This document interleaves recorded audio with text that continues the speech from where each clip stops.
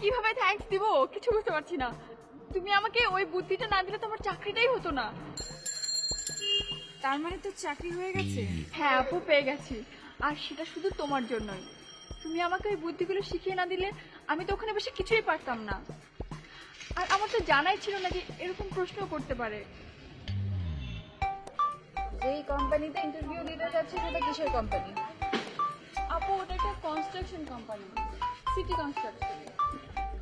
কি? City construction? হ্যাঁ, কি হয়েছে?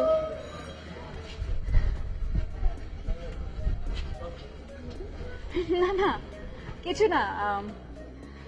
তুই শোন, ওরা তোকে কিছু জিজ্ঞেস করুক বা না করুক, একটা প্রশ্ন অবশ্যই করবে এবং জানতে চাইবে যে তোকে ওরা কেন চাকরিটা দেবে। ওরা আমাকে কেন চাকরি দেবে সেটা আমি কি করে বলবো?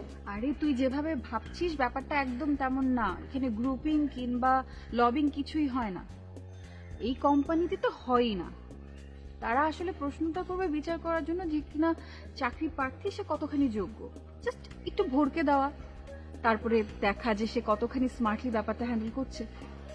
তোর আসল কাজ হলো যখন তোকে প্রশ্নটা করবে একটু ভরকে যাওয়ার ভান করবে, তারপর খুব স্মার্টলি অ্যান্সার করবে।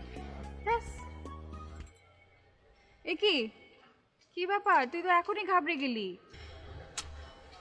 তুই আমাকে বল, একটা কোম্পানিতে তোর যেমন চাকরি খুব দরকার, সেই কোম্পানিতেও একজন যোগ্য এমপ্লয়ি খুব বেশি দরকার, তাই না? আর যোগ্য এমপ্লয়ি কাকে বলে সেটা তো তুই বুঝিস নাকি?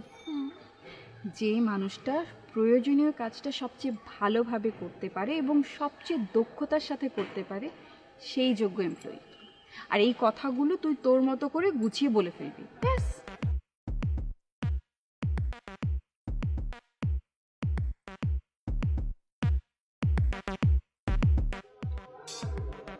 কিরে, কি ভাবছিস? ভাবছি যে তুমি আমাকে প্রশ্ন করেছিলে না যে আমি পারবো কিনা, আমি পেরেছি আপু।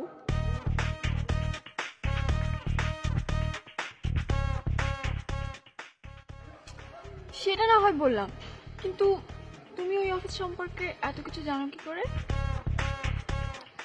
সেটা জানলে তো তোমার আহ্লাদের সীমা থাকবে না। কালকে তোমাকে গেট পর্যন্ত যে ছেলে পৌঁছে দিয়ে গেল সে আর কেউ না, ওই কোম্পানির মালিকের ছেলে। রাহাত ভাইয়া? সত্যি? হ্যাঁ, হয়েছে। এখন এত এক্সাইটমেন্ট দেখানো দরকার নেই, আর ইন্টারভিউর সময় এসব কথা বলার দরকার নেই, তাহলে যতখানি চান্স আছে না তোমার চাকরি পাওয়ার সেটাও নষ্ট হয়ে যাবে। চলো, আয় রিক্সা।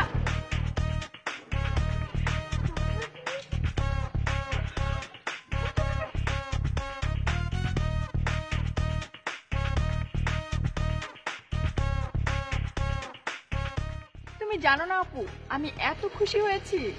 আর সব থেকে বেশি খুশি হয়েছি আমি রাহাত ভাইদের অফিসে কাজ করছি।